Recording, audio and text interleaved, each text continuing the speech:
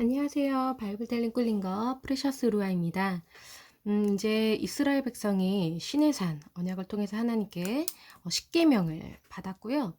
십계명과 함께 이제 율법을 구체적으로 수여받게 됩니다. 지금 이 단락 부분이 계속해서 이야기와 율법 이렇게 지그재그로 배열이 되어 있거든요. 지금 이 십계명 받기 전에도 모세와 이스라엘 그 백성들의 이야기가 이제 나열이 된 이후에 십계명 기사가 나왔거든요. 십계명 이후에 또 이제 이스라엘과 일어난 이야기가 있은 이후에 지금 오늘 저희가 수업을 할 하나님의 율법 부분이 나오거든요. 십계명도 율법이고 지금 이 율법도 지금 율법인 건데 이 이후에 또 이야기가 나오고요. 그리고 이제 이야기 이후에 또 성막 제사장직에 대한 율법이 쫙 나옵니다. 이것도 율법인 거죠. 그리고 또 이야기가 나열이 되고요.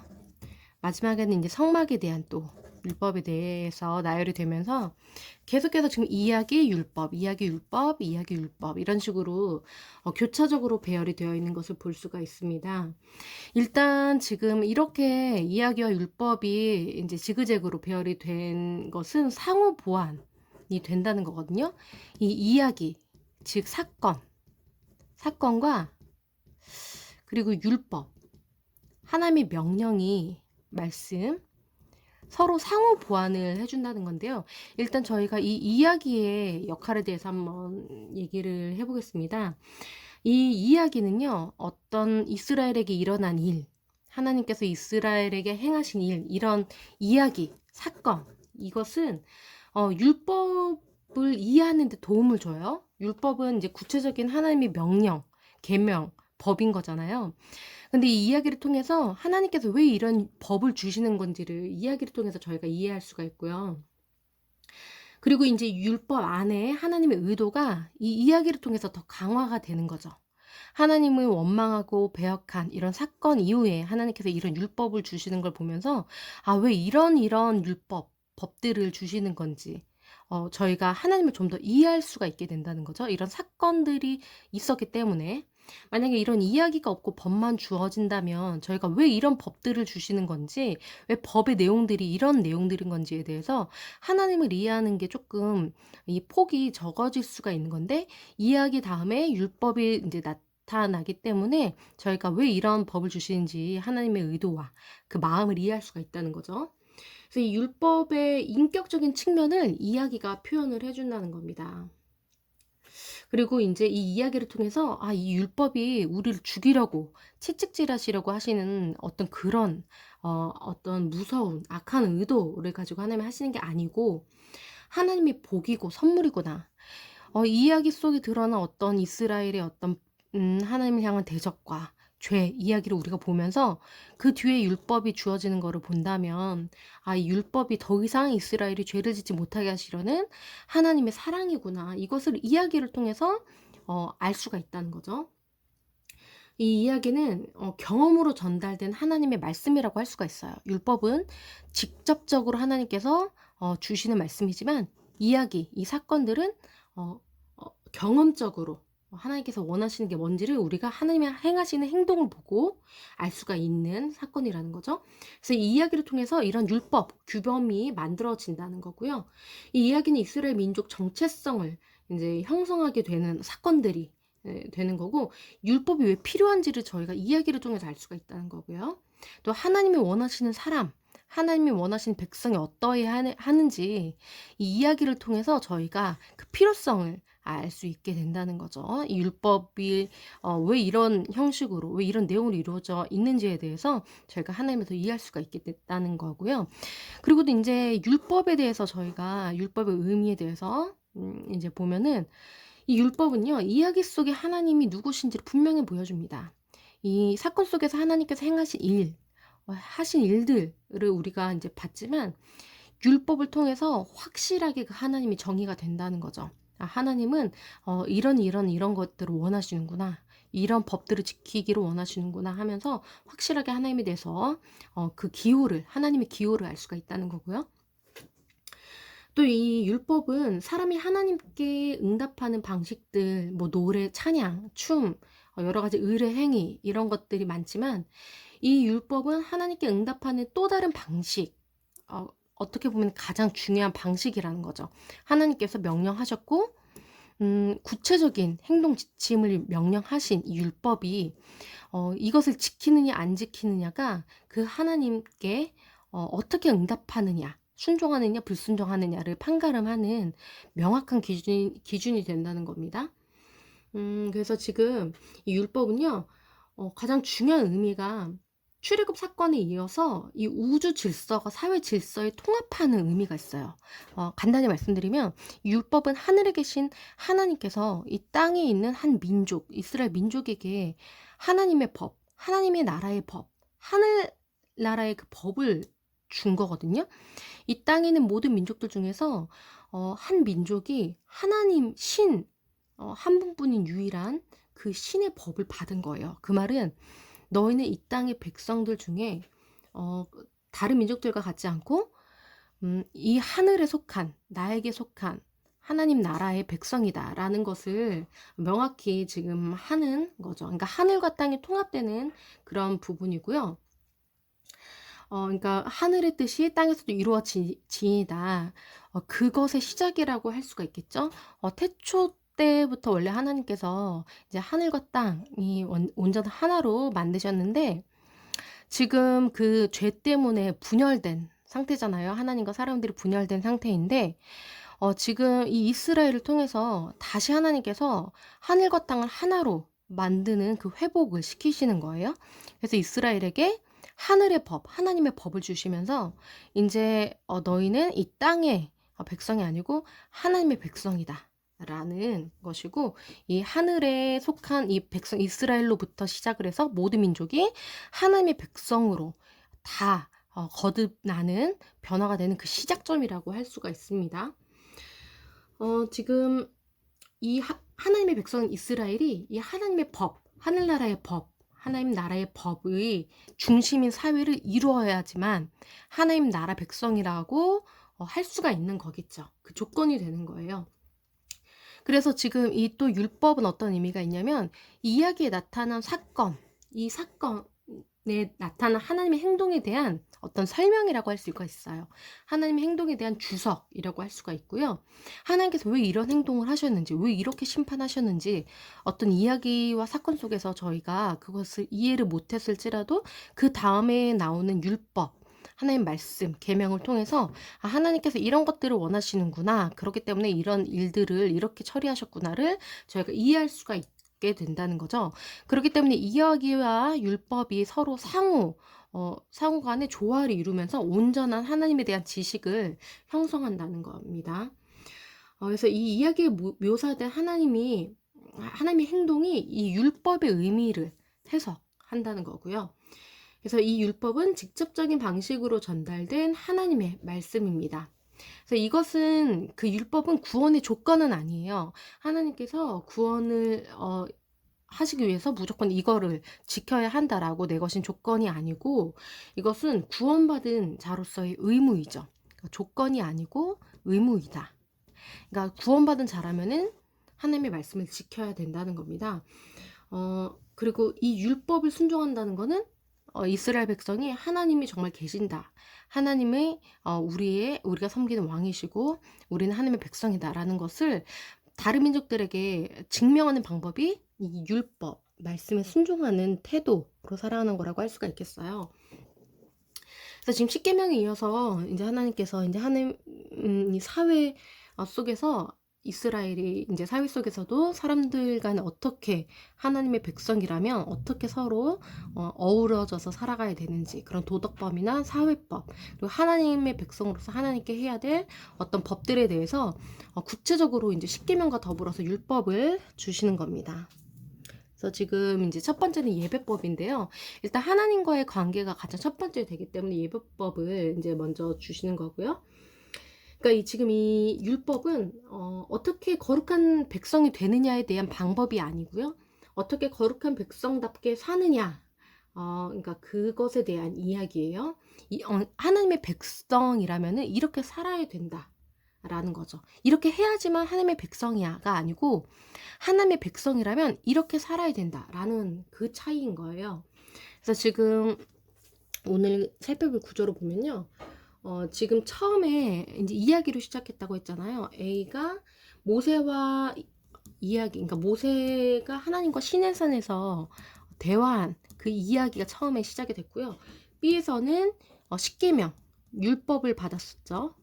그 다음에 가운데가 X, 여기가 이야기, 그러니까 모세가 하나님과 이스라엘을 중재했던 이야기였고요. B 다시가 지금 오늘 할 저희 그 율법 부분입니다. 그 다음에 A 다시가 이야기, 모세와 하나님이 다시 이제 시내산에서 만나서 이야기 하는 부분입니다. 그래서 이야기와 율법, 이야기와 율법, 이야기 이런 식으로 지금 계속해서 교차로 배열이 되면서 서로 상호 보완을 하고 있는 그런 구조로 볼 수가 있어요. 첫 번째로 하나님께서 예배법을 제정을 하십니다. 너는 이스라엘 자손에게 말해라. 내가 하늘로부터 너에게 말하는 것을 보았으니 너희는 나를 비교해서 은금으로 너희를 위해서 신상을 만들지 말라고 했습니다. 예를 들면 금송아지 같은 것들 더 이상 만들지 말라는 거고요. 토단을 쌓으라고, 그래서 번제와 화목제를 드리라고 하셨는데요. 이 토단은 이제 단순하게 이제 하나님께 제물을 드릴 수 있는 단순한 그런 것이고 가공한 게 아니라는 거예요. 그러니까 성전 건물처럼 사람들이 돌을 깎고 머리 이렇게 조각을 해서 만든 게 아니라 자연적인, 그러니까 부정하게 사람들이 손을 대서 이렇게 가공하지 않는 그것을 하나님께서 자연적인 것을 원하신다는 거고요.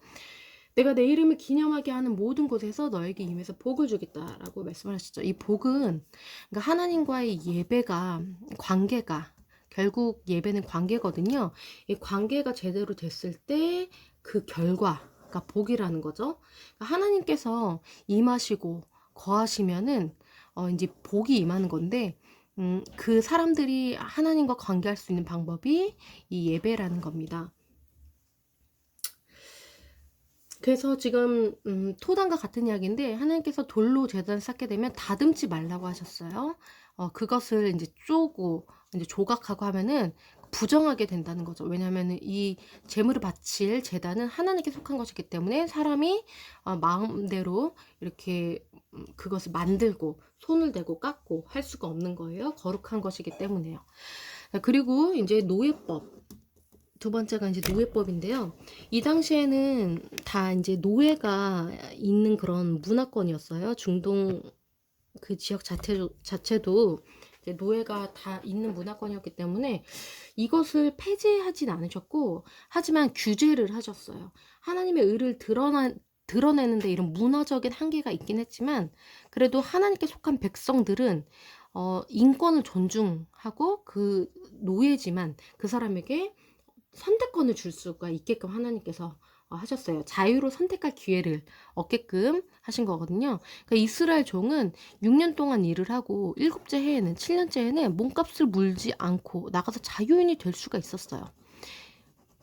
사실상 이게 노예법이긴 하지만 노예가 되지 않고 영원히 자유인으로 살 수 있는 기회를 모든 이스라엘 사람들에겐 주신 거죠. 이스라엘 사람, 즉 하나님의 백성이라면은 영원히 종으로 사는 사람은 없다는 거예요. 왜냐하면 하나님께서 이스라엘 사람들은 자신의 백성으로서 종살이했던 애굽, 이집트에서 출애굽 시켜 주셨기 때문에 다시 이 안에서 종살이를 한다는 거는 하나님께서 하신 구원을 다시 취소시키는 그런 일이 되는 거죠. 하나님께서는 7년째 이후로는 자유인이 될 수가 있다 라고 정해주셨고, 하지만 본인이 원한다면 나는 자유인이 되지 않겠다, 여기서 그냥 나는 주인을 섬기면서 월급 받고 살겠다라고 하면은 그렇게 할 수 있게끔 했어요. 그의 귀를 뚫고 그는 평생 종이 되어서 상주를 섬길 것이다. 그러니까 평생 고용의 안정을 누릴 선택권도 그 종에게 있다는 거죠. 귀를 뚫는다는 거는 내가 평생 종으로 내 주인을 섬기며 살 것이기 때문에 내 주인의 말씀을 듣겠다, 내 귀를 열어두겠다, 이런 어떤 상징적인 의미라고 생각을 해요. 그리고 사람이 자기 딸을 여종으로 팔았으면 딸을 여종으로 판다는 거는 그 주인에게 이제 그 주인의 여자로 이제 주는 거거든요. 하지만 하나님께서는 이것도 규제를 해 두셨어요. 그래서 여종이 상전에게 유린만 당하고 성적인 유린만 당하고 버림을 받는 그런 일이 없도록 하셨는데요. 만약에 그 상전이 그를 기뻐하지 않아서 상관 안 하면, 그를 취하지 않으면, 그를 자신의 여자로 받아들이지 않으면 그를 풀어 줘야 된다는 거죠. 그러니까 지금 그 여종이 처녀의 경우에는 속량 가능하다는 거예요. 풀어줄 수가 있고요. 그래서 다시 시집을 갈 수가 있다는 거고, 하지만 그렇게도 하지 않고 처녀로 그냥 방치만 해둔다. 그럴 수는 없는 거예요. 처녀로 방치해 두고 자기 소유를 데리고 있을 수는 없고, 자기가 취하지 않고 자기 여자로 만들지 않을 거면 보내주어야 한다는 거죠. 외국인에게는 그 여자를 팔지 못한다고 했는데요. 이거는 하나님의 백성 이스라엘인으로서의 정체성을 지켜줘야 된다는 거예요. 상전이 그 여자를 다른 외국인에게 팔면은 이제 외국 사람이 되는 거잖아요. 그렇게는 할 수 없다라고 규제를 해주셨고요. 만약에 상전이 그 여자를 며느리로 삼으면 딸같이 대우하고 가족처럼 대해줘야 된다는 거고요. 만약에 상전이 다른 여자와 해도 그 여자의 음식, 의복, 동침하는 것은 끊지 말아야 한다. 필요를 공급하는 그 의무를 부여해 주신 겁니다. 그리고 이제 사형법, 사람을 쳐 죽인 자는 그거에 대해서 마땅히 대가를 치러야 되는데요. 하지만 고의가 아니라 실수로 그렇게 죽인 거면은 도피성으로 도망할 수가 있어요.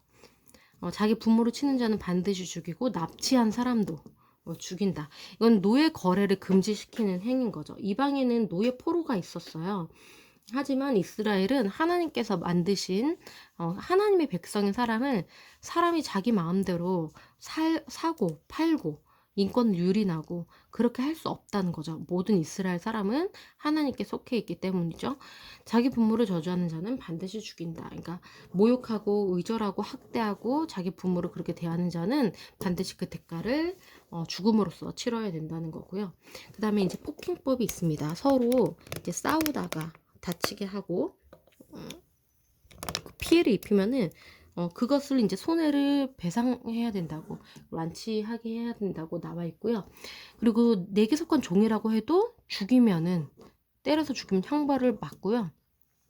임신한 여자를 쳐서 낙태하게 했으면 그거에 따라서도 벌금을 물어야 됩니다. 사회적인 약자에 대해서도 힘 있는 사람들이 마음껏 유린하지 않도록 이런 법을 제정해서 보호를 해주신 거죠.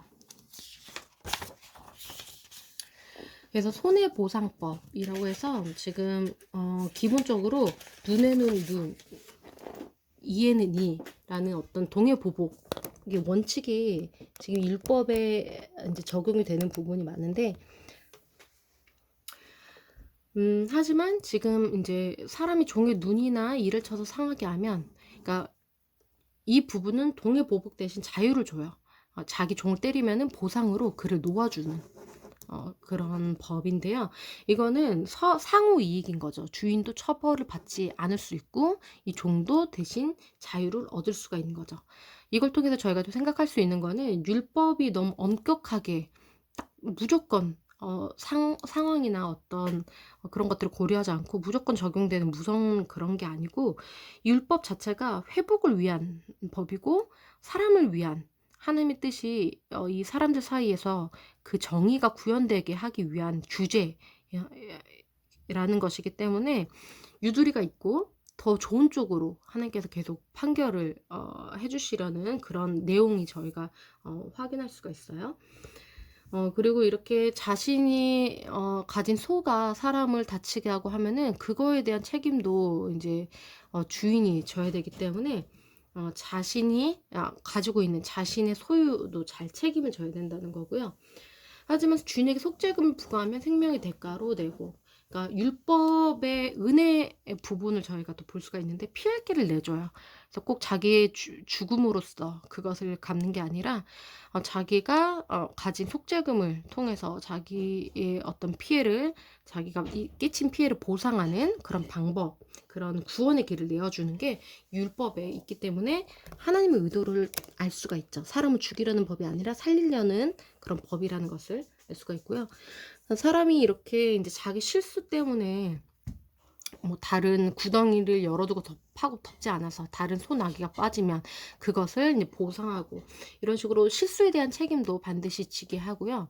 그래서 서로 이제 사람들끼리 싸우지 않고 정의롭게 처리하도록 그렇게 하는 거고, 그리고 이제 도둑질 같은 경우에도 이제 소 한 마리에 5마리로 갔고 양 한 마리 4마리로 갑니다 하면서 자신이 끼친 피해에 대해서 충분히 보상하게끔 하는 그런 판결을 내리게끔 합니다.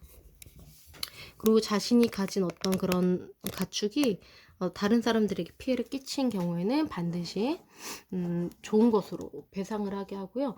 불이 나서 곡식이나 밭을 태우면 불 놓은 자가 반드시 배상한다. 그러니까 자기 밭을 깨끗하게 하기 위해서 불을 놓는 경우가 있는데 그것을 부주의하게 다룬 실수에 대해서 피해를 보상해야 된다는 거죠. 그리고 도둑이 들었는데 도둑이 잡히면 갑자로 배상하고 안 잡히면 이웃이 조사를 받게 돼요. 이거는 그러니까 용의자를 계속 이제 색출을 해서 범죄자를 이제 가려내는 그런 부분도 말씀을 하고 계시고요. 만약에 이웃에게 무엇을 맡겼는데, 짐승을 맡겼는데 그게 죽거나 상하거나 끌려가도 본 사람이 없으면, 목격자가 없으면 그 이웃이 나는 진짜 아무 잘못하지 않았다 맹세하고, 여호와께 맹세하고 그 맹세를 믿고 배상하지 않아도 된다는 거예요. 이거는 만약에 이 사람이 거짓 맹세를 했을지라도 하나님께 심판을 맡긴다는 거죠. 하나님께서 이스라엘 안에 깊이 관여하고 계신다는 것을 율법을 통해서 저희가 또 확인할 수가 있고요. 이걸 맡은 이웃이 함께 있지 않았을 때 상하거나 죽은 거면 배상을 해야 되는 거고요. 왜냐면은 관리를 소홀하게 했기 때문에 계속 지키고 있었어야 되는 거잖아요. 그 부분에 대해서 배상을 하고, 만약 함께 있었어도 죽은 거면은 이 사람이 잘못이 아니니까 함께 있을 때 그런 거면은 배상을 하지 않아도 된다는 거죠. 이웃의 책임이 아니니까요. 자, 그리고 이거는 명예보호법인데요. 사람이 약혼을 안 한 처녀로 끼어 동침했으면, 그러니까 처녀의 명예를 도둑질했으면 납폐금을 주고 이제 아내로 삼는다. 그 대가를 치러야 된다는 거고 책임을 져야 된다는 거예요. 하지만 이 처녀의 아버지가 거절할 수가 있어요. 그러면은 그는 처녀에게 납폐금으로 돈을 내야 됩니다. 이거는 여자 쪽에서, 처녀 쪽에서 선택을 할 수 있게끔 해준 거예요. 그러니까 아내로 삼기 위해서 불순한 목적으로 강간하는 그런 일들을 방지하게끔 하는 거죠. 처녀 쪽에서 난 저 사람이랑 결혼하지 않겠다 선택을 할 수 있기 때문이요. 우상숭배 금지법, 무당은 살려두지 말고 죽이라고 얘기를 했고요. 짐승과 행음하는 자는 죽여야 되고 나 외에 다른 신에게 제사 드린 자는 멸해라 하셨고, 약자보호법이 있습니다. 이거는 긍휼법이라고도 생각할 수가 있는데요. 이방 나그네를 학대하지 말고 너희가 나그네였던 때를 기억하고, 그리고 과부 고아를 해롭게 하지 말고 내가 그들의 부르짖음을 반드시 들을 것이다. 너가 죽으면 너의 아내가 과부가 되고 너의 자녀가 고아가 되는데 그렇게 막 다루지 말라는 거죠. 이 당시에 고대 근동법에 긍휼에 대한 이런 약자들을 보호하는 그런 법은 없었다고 알아요. 오히려 이자가 50%까지 받을 수 있도록 하는 게 가능했는데, 하나님께서는 가난한 자에게 돈을 꿔주면은 채권자 같이 하지 말고 이자를 받지 말라고 명령을 하시면서 이웃의 옷을 전당 잡았다고 해도 해가 지기 전에 돌려주라고 했어요. 하나님은 자비로운 자이시기 때문에 긍휼이 많으셔서 약자들을 이렇게 보호하시는 법을 제정하신 거죠. 하나님의 백성인 이스라엘도 긍휼을 가지고 자비를 베푸는 그런 민족이어야 하는 거예요. 그래서 하나님의 백성으로서의 규례 부분은 재판장을 모독하지 말라고 하셨고요. 백성의 지도자를 저주하지 말라고 하셨습니다. 멸시하는 그런 언행을 하지 말라는 거고요. 그리고 이제 추수한 것, 이렇게 내가 수확물 하나님께 바치는 것을 느리게 하지 말고 처음 난 아들들, 나의 첫 것을 하나님께 주는 것은 이스라엘이 당연히 지켜야 되는 의무예요. 하나님을, 그러니까 내 생명 그리고 나의 소득의 원천으로 인정하는 행위이거든요.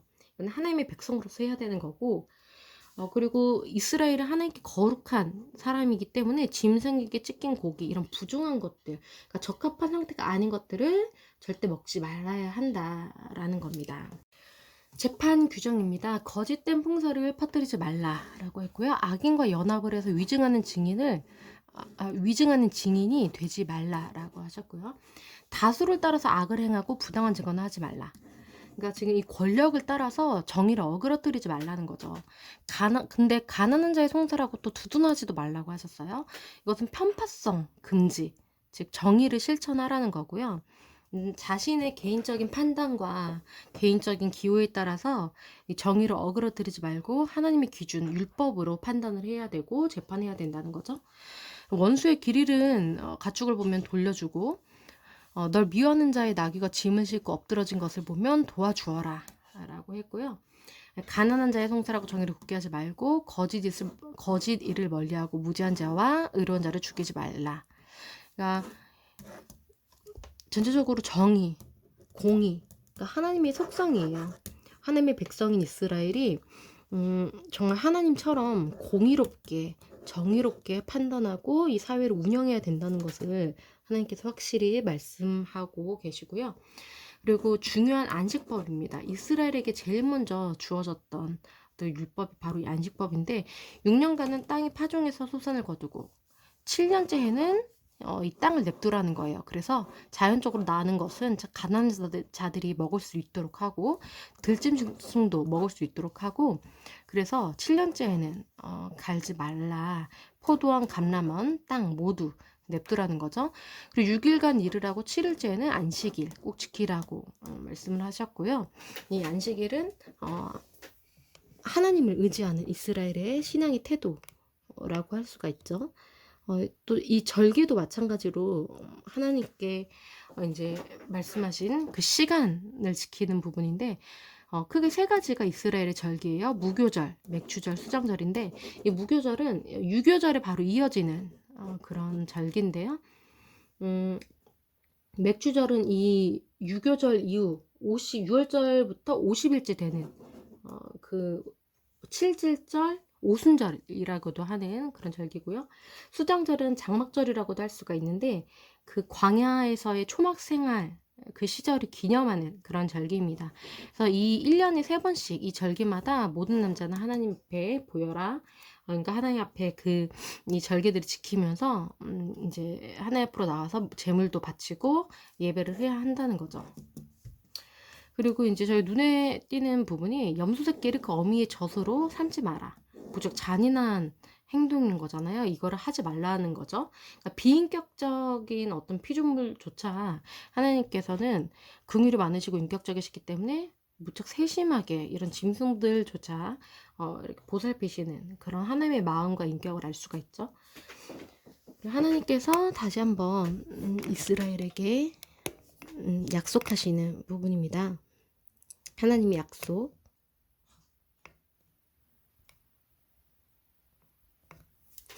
내가 사자를 너의 앞서 보내어 길에서 널 보호하며 널 내게 예비한 곳에 오게 하겠다. 삼가 그의 목소리를 청종하고 그를 노엽게 하지 말라. 그러니까 이 이스라엘이 인도하는 이 사자를 말하는 거죠. 그의 목소리를 청종하고 내 모든 말대로 행하면은 내가 너의 원수에게 원수가 되고 너의 대적에게 대적이 되겠다. 내 사자가 너보다 앞서가서 널 이 이스라엘 민족들에게로 인도해서 나는 그들을 내가 끊어주겠다라는 거죠. 이게 이 A라고 할 수가 있어요. 가나안 정복을 도와주겠다는 거예요. 하나님이 가나안 정복을 도와주겠다. 그 다음 이게 B라고 할 수 있어요. 이 두 줄이 B. 너는 그들의 신을 경배하지 말고 이 가나안 족속의 신을 경배하지 말고 다 부셔버리고 그 신들을 너의 하나님 여호와를 섬기라. 가나안 신들을 우상 숭배하는 것을 금지시키는 거죠. 그리고 이 부분이 중요한 X 부분인데요. 하나님의 복을 약속하신 거예요.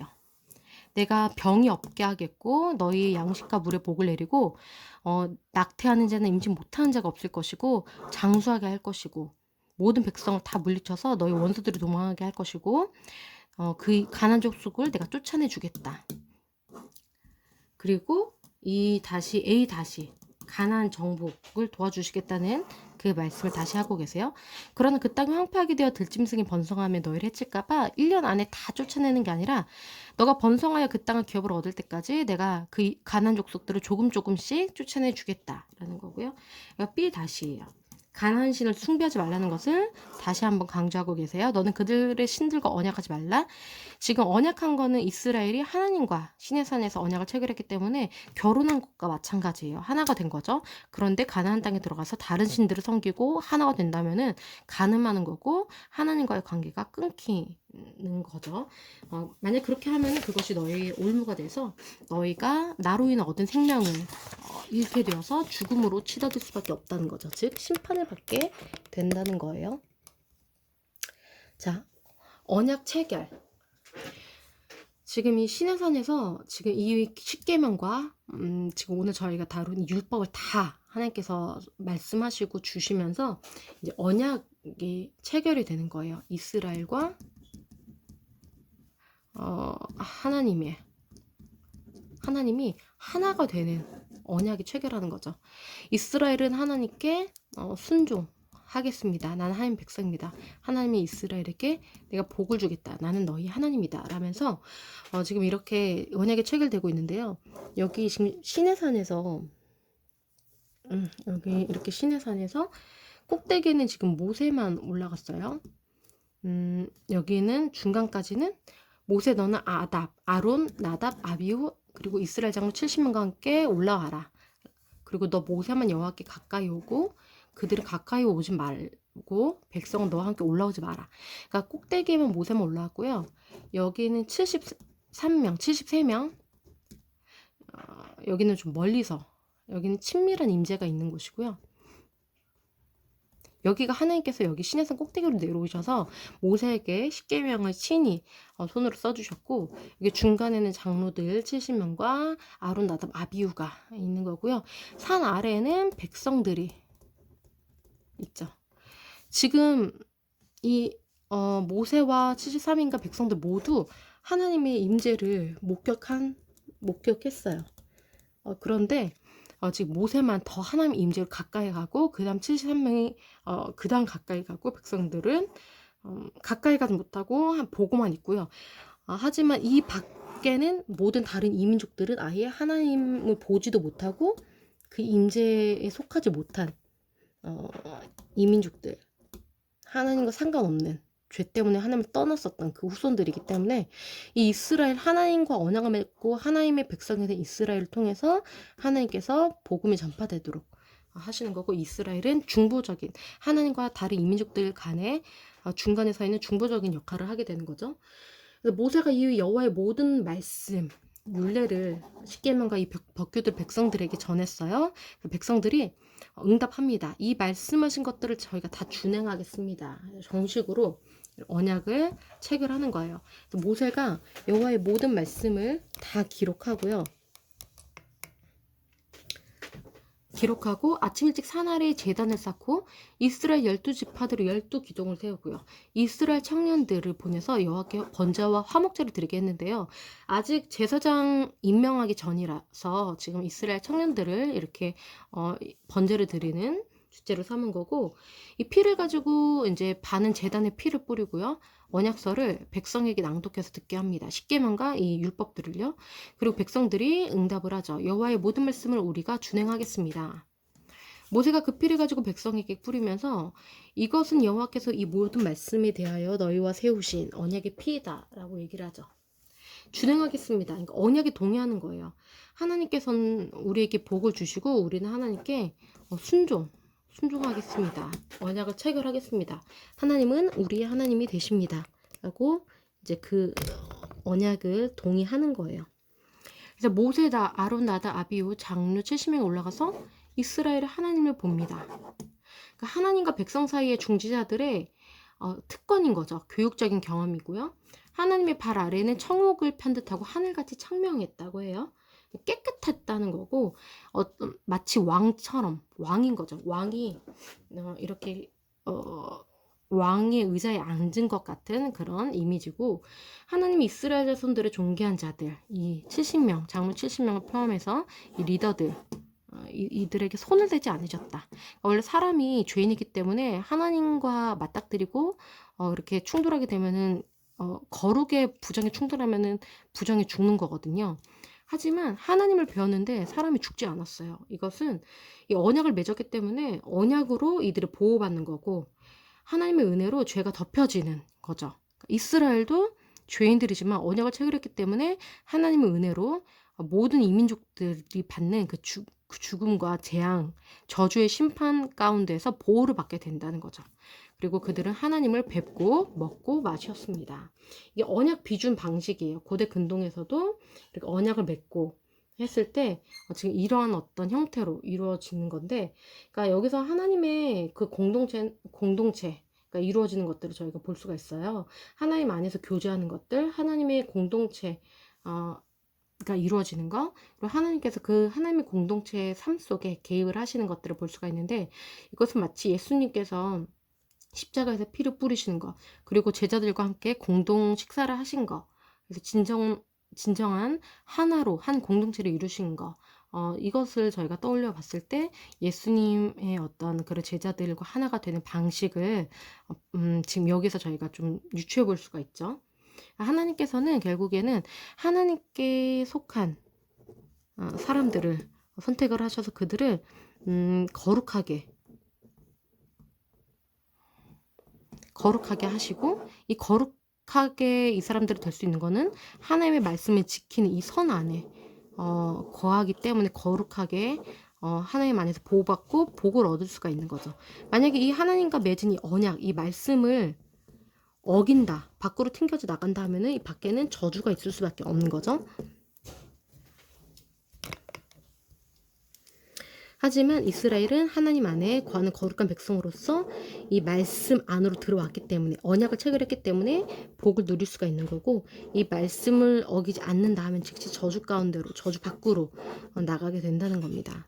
하나님께서는 이스라엘을 선택하셔서 말씀을 주셨고, 이 말씀을 받은 이스라엘은 하늘의 법, 하나님의 법을 받았어요. 그래서 그것을 지키면서 하나님의 백성이 새롭게 하나님의 백성으로 태어나게 된 거고, 이스라엘은 모든 민족들 중에 으뜸이 되고 거룩한 특별한 민족이 된 겁니다.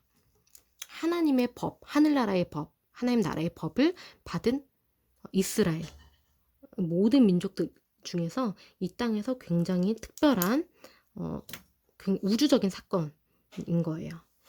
네, 오늘은 여기까지 하고요. 다음 시간에 계속 이어가겠습니다. 감사합니다.